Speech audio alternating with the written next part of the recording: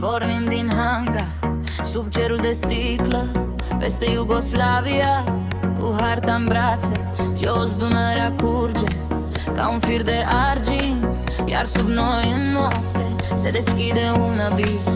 Vezi cum se strânge orizontul în cer, respiri mai adânc și lumea devine mică. Pe geam trece luna ca un semn pe caiet și eu îți spun încet: ține-te bine de mine. Sus, sus peste tot, naveta ne ia.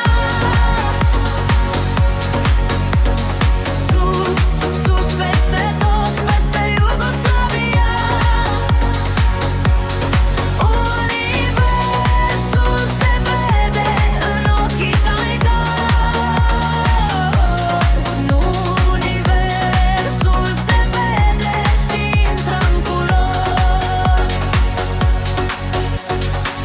Satelit după satelit, ca niște flori de metal sub noi, câmpuri și blocuri și un fluviu lung tăcut.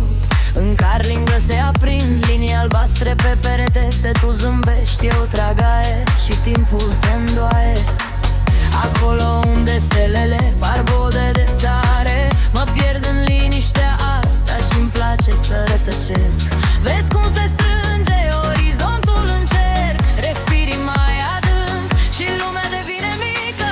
Pe geam trece luna ca un semn pe caiet și eu îți spun încet: ține-te bine de mine. Sus, sus peste tot, în Titania. Sus, sus peste tot, peste Iugoslavia. Universul se vede în ochii tăi mari. Universul se vede și intră în culori.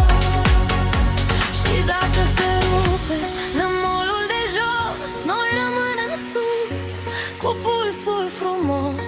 În spațiu se aude un fel de hai și toate planetele ne fac loc să trecem.